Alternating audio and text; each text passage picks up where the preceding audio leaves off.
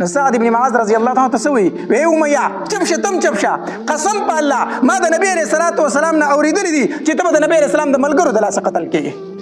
ابو جهل شروع شو یو کس په مکه کې تیارو چې را پاسه زو نو د مکې چې څومره سردارانو دا ټول د ابو جهل سره را روان شو سوا د ابو لهب نه. د نبی اسلام چې کم ترو هغه د عذر د وجه نه پاتې شو او په خپل ځای باندې د ابو جهل روري را روان کو. ابو جهل روري هغه ته ویل چې زما په ځای ته لاړ شه او په ابو جهل په رور باندې د اصل کې 4,000 درهمه قرضه وه د ابو لهب په قرضه وه. نو د ابو جهل رور ورته انکار هم نشي کولی ځکه قرضدار یې و. نو هغه هم را روان شو په خپل ځای دی ولیږو.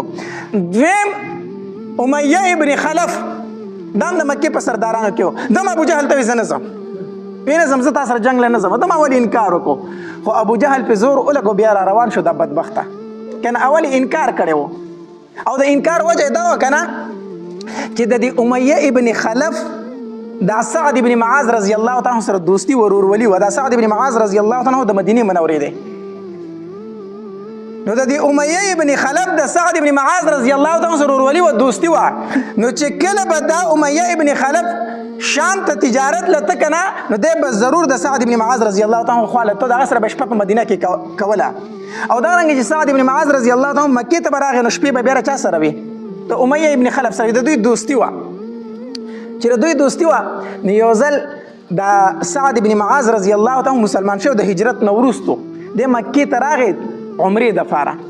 نو چې عمرې دپاره راغی نو د شپه د چا سره وکړه د امیه ابن خلف سره شپه وکړه د سره شپه وکړه. نو د امیه ابن خلف ته بیا وی ما طواف له داسې ټایم کې بوزه کنه چې په حرم کې څوک نه چې زه ځان له په آزاد زړه باندې طواف وکړم. دویم دا خلک مینې نه ځکه دوی ته پته چې دا مسلمان دی نو بیا به راته تکلیف را رسوي. په داسې ټایم کې مې حرم ته بوزه چې هلته څوک نه. نو د امیه ابن خلف ورته وی ټیک ده اوس دی کافر دی امیه ابن خلف او سعد ابن معاذ رضی څه شوی دی مسلمان شوی خو ورورولي و دوستي وه. نو په غرمه ټایم کې دی بوستو په غرمه ټایم کې نو غرمه ټایم کې دی سعد ابن معاذ رضی الله تعالی د خانه کعبې نه طواف کو. نو په دغه غرمه ټایم کې ابو جهل راغی. چې ابو جهل راغی کنه نو دی امیه ابن خلف ته وی دا در سره څوک دی دا لږ در سره څوک دی دا طواف چې کوي. هغه ورته وی دا زما د انصارو د مدینې منورې هغه دوست دی ملګری مې دی رور مې دی راغلی دی طواف له عمرې له راغلی دی. نو ابو جهل ورته وی دا تاسو دا خلک راولئ بیا په دلته کې پناه ورته ورکوئ دا مسلمان شوی دی او ته ورله بیا هم پناه ورکړې دا راځي طواف کوي. وی دا بېدینه خلک نعوذ بالله مسلمان ته وی دا بېدینه خلک تاسو دلته راولئ. نو چې دا بیا سعد بن معاذ رضی الله تعالی ته ابو جهل وی کو دا امیه ابن خلف در سره نه وی کنه نو تا به زمانه دلته طواف نه وکړی تا به زمانه دلته طواف نه وکړی خو دا امیه ابن خلف در سره نه وی دی در سره دی نو څه چلو کما. سعد ابن معاذ رضی الله تعالی ته په چغه وی قسم په الله کو دا طواف نه دی منع کړم کنه ته به زی زمانه شام ته په کملار باندې ته به زمانه په مدینه باندې راشي مدینه به در باندې بند کم ته ما د مکې نه باندې ته به زمانه مدینې ته راشي. چې سعد ابن معاذ رضی الله ته دا خبره وکړه په تیز आवाज باندې کنه د امیه ابن خلف ورته سوی دا دوست ورته سوی وی چپ شه دا خو زمونږ مشر دی ته په چغه باندې आवाज کوي.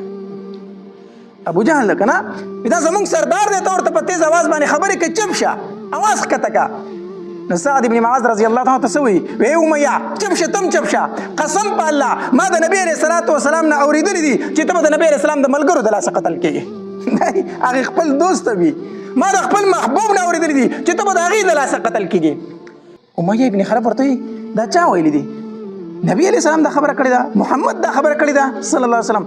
سعد ابن معاذ رضی الله او هغه دا ویلی دي د باندې را پیر راغی په یاره راغی بس په یاره شو ایسې ونه وي کور ته لاړ. چې کور ته لاړو نو ښځې ته څه وی یو خبره درته وکړم وی زما د مدینې منورې د کم دوست چې راغلی ملګری هغه راته یو خبره وکړه پیسې درته وکړه وی دی راته وی چې ما د نبی علیه الصلاة والسلام نه اورېدلي دي چې امیه ابن خلف په زما د ملګرو د لاسه قتل کېږي. وی ښه او تا ته هم پته ده قسم په الله چې نبی علیه السلام دروغو نه وي. نو ښځې ورته بس اوس خبره واضحه ده بیا احتیاط کوه نو د مکې نه ونوځي ګورئ ګوره دومره پوه و چې نبی علیه السلام دروغو نه وایي. نو ښځې ورته وایي تا ته پته ده چې هغه دروغ نه وایي خو بیا د مکې نه بار ته ونوځي.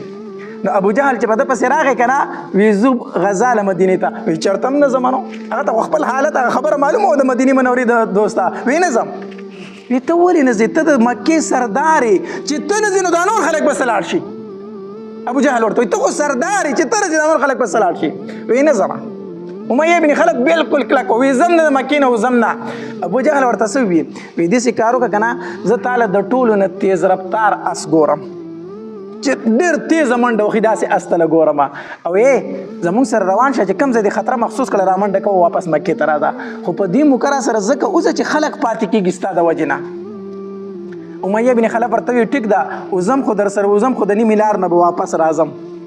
ګوره دومره یقین و، دومره یقین و چې نبی علیه السلام دروغ زه به د هغې د لاسه قتل کېږم، نو وزم در سره وزم خو د نیمې لار نه به څه کېږم واپس کېږم.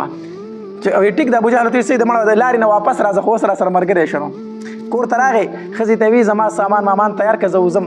ښځې ورته وی د هغې انصاري هغې رور د هغې انصاري دوست او وروره خبره دې هېره ده؟ سعد بن معاذ درته څه ویلي وه خبره دې هېره ده؟ وی نه هېره مې نه ده، خو زه در کومې جهاد له ځمه زه کومې جنګ له ځمه نو زه د کومې جنګ له ځمه؟ زه خو صرف د مکې نه وځم او د لارې نه واپس را تښتم، خو چې دا خلک صرف وباسم د مکې نه، زما د وجې نه خلک پاتې کېږي چې دوی وباسم زه واپس راځم. زه در کومې ځمه؟ ښځې ورته وي ټیک ده خو ګورې لاړ نه شي. بس دی روان شو. چې روان شو کوم ځای کې به چې دوی پړاو اچو د به خاص د ځان خوا ته تړو چې زما ته موقع میلاوېږي چې واپس تښتمه. خو د خدای شان ده او د تقدیر فیصله دا وه چې ده ته به موقع نه میلاوېده چې واپس شوی وی. ده به ډېر کوشش کو چې واپس راو تښتي، خو دومره به د چا په نظر کې و چې نه شو را تښتېدی را پټېدی نه شو حتی تر دې پورې چې دی ورسېدو. نو دم ابو جهل ته انکار وکړ د امیه ابن خلف، وی زه ستا سره نه ځمه. خو ابو جهل په دې باندې روان کو، وی زمونږ سره اوس روان شه، خیر دی بیا راځه، خو چې اوس ستا د وجې نه خلک پاتې نه شي.